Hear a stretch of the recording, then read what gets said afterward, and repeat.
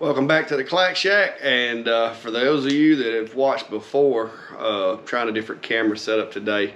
So let me know if the audio is better and the video, experimenting here, trying to get things a little better. I've had some folks complaining about that. Had a question the other day. Somebody was asking me when I did the video about milling the cedar and then bringing it in the shop and doing some laser engraving about moisture content and waiting on it to dry and that type of thing. So I was going to touch on that today. And we're going to go over how I go about making sure that the wood is dry before I build with it on some of my other projects, if it's one of those that's critical and it has to be dry on. So if you'll stick around for a minute, we're going to go through that. I'm going to show you some tools and the methods that I use to make sure that the wood is at its optimal dryness, and go over that for you. Stick around.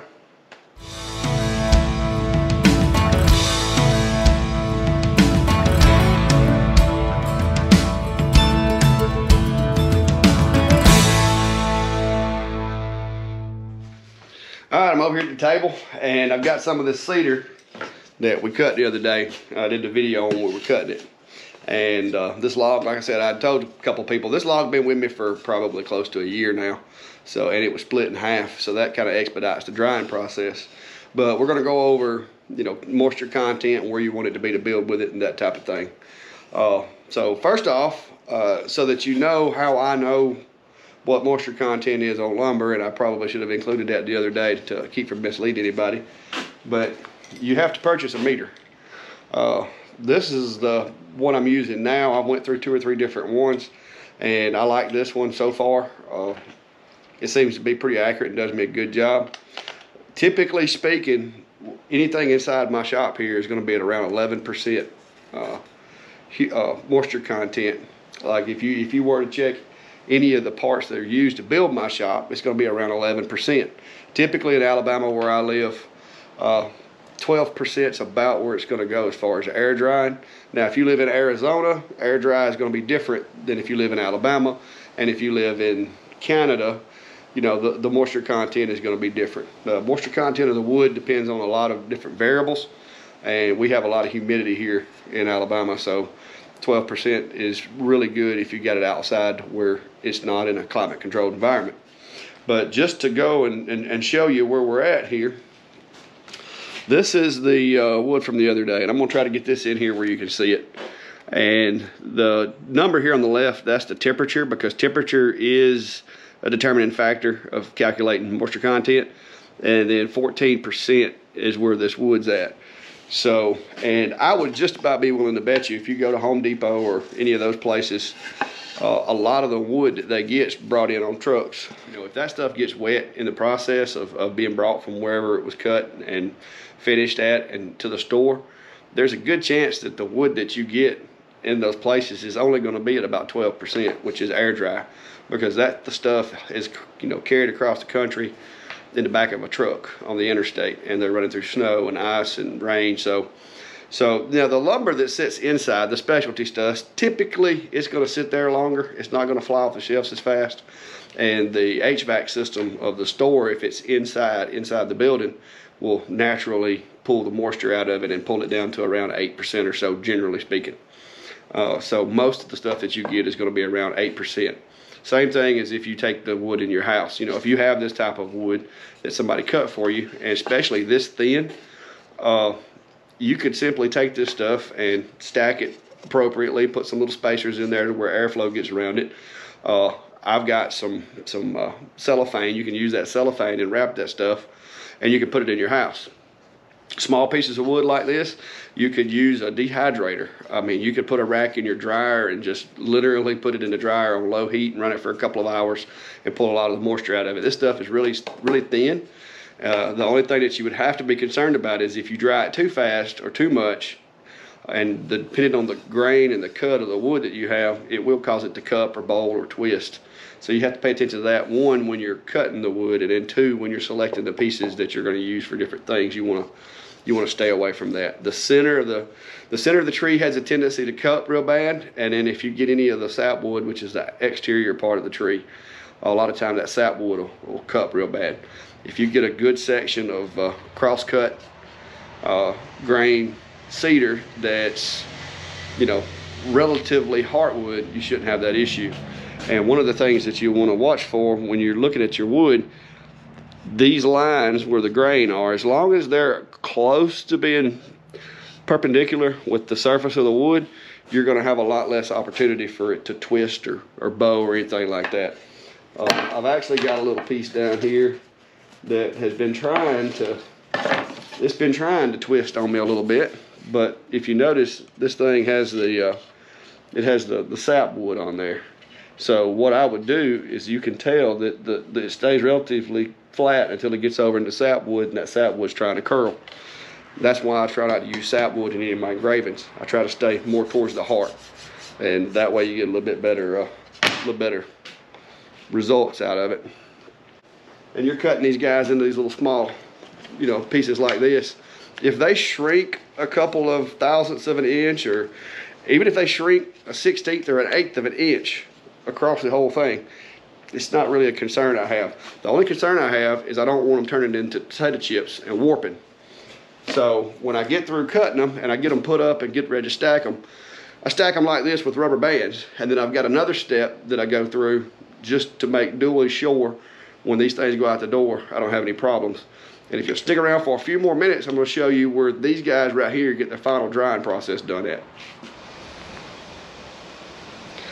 Alright guys, one more thing I'm going to check about this camera, and y'all can let me know, is this camera is supposed to be a lot more stable with me carrying it, because as we all saw in the trailer video, when I start moving around, I tend to, apparently I stumble a lot or something, and it makes the video real shaky.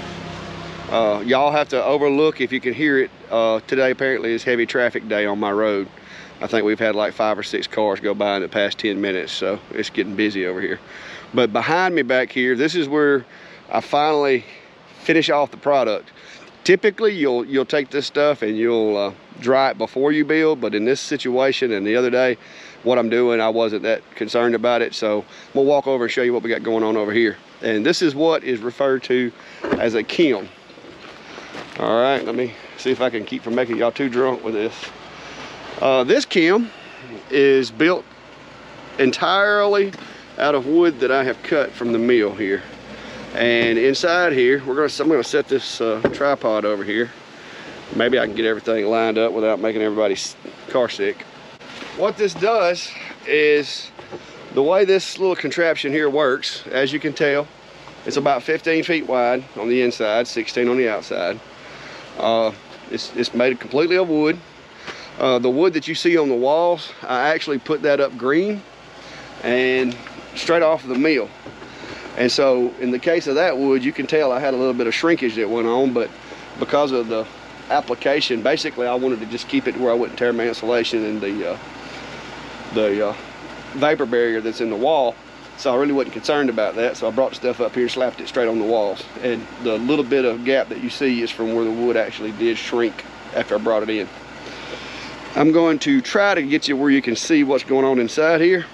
Some of you guys may want to know a little more later, but for now, I'm going to take this thing and get it a little more compact where I can move around inside the kiln for a second, so bear with me.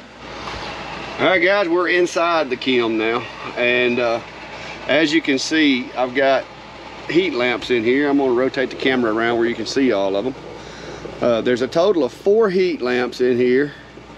I've got 2 fans, one in either corner, that kind of blow against the back wall. They oppose each other. And typically, like days like today when I don't have a whole lot of freshly cut big wood in here, I have this dehumidifier. This guy stays running, and if you remember me saying that the wood at Home Depot typically will dry out just naturally because of the HVAC system in Home Depot, that's the same effect that I'm getting from this dehumidifier. This thing pulls the air out of this room, which is sealed, and I don't know if you can see it, but in the walls behind the wood there is a vapor barrier. I've got 2 layers of vapor barrier. I've got insulation in the walls. This entire building has that vapor barrier, floor, ceiling, walls, everywhere, and I have weather stripping on the doors to try to keep all the moisture in that's in here and all the moisture that's outside. But I also have, and I'm going to try to get you up here where you can see it, this guy right here is the timer, which currently is not being used because I don't have the heat running. I've got a thermostat in this little box here that controls whether the lights cut on or off. And that thermostat, once it engages, it turns the lights off. When it warms up the temperature, it cuts them on. It cuts them off. And then I have this little guy here, which is basically just an Amazon thermometer that connects to your phone. Now, I hope that the dehumidifier wasn't too loud on this camera. Got a better mic, so that is a possibility. I have to check that in the footage and make sure you can hear me. But that's pretty much it. The only thing I hadn't got to, and nobody be hating on me, is I hadn't got around to putting anything on the ceiling yet. But that's because I don't usually hit the ceiling with any of the wood or anything, and so that's not really been a concern of mine. But once the wood has sat in here for a few days with the heat on, I've got a bucket out there that catches the water that is expelled from inside. And typically I'll get 10 gallons of water a day out of here when this thing's full of wood. This wood right here, some of this is, it's already dried. I just got it laying here because I don't have room in the shop for it, and I don't want it to get rained on. And so if you look over here, hiding in the back, you'll see that the rest of that cedar that we cut yesterday, this is where I keep it. This is kind of my staging area. That allows it to dry out a little further before I get ready to use it. And then when I do get to needing a piece of wood, I can just come out here. It's right next to my shop, and I can grab a piece and take it inside and build whatever I want to build.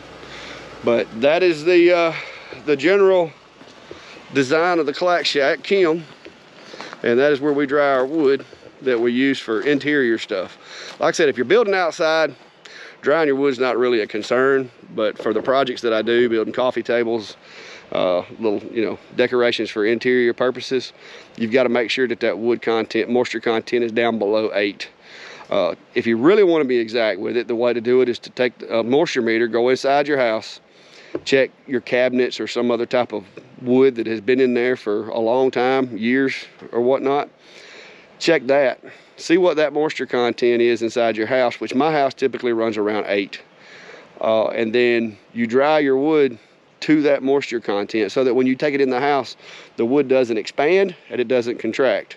Because even worse than wood shrinking when you take it into the house, if you dry it out too dry and then you take it in the house, it wants to swell up, and when it does that, it'll cause the boards to push against each other and rise up.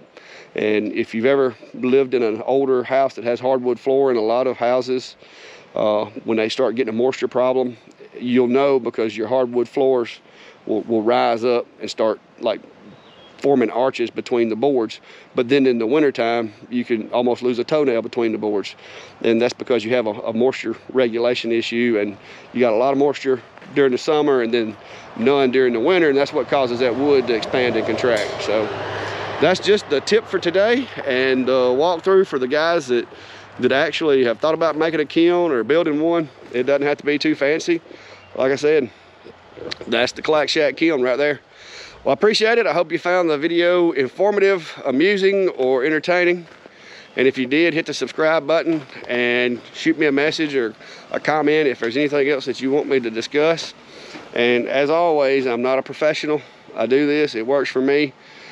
This may not be the best idea, so do your research. But thank you and have a good day.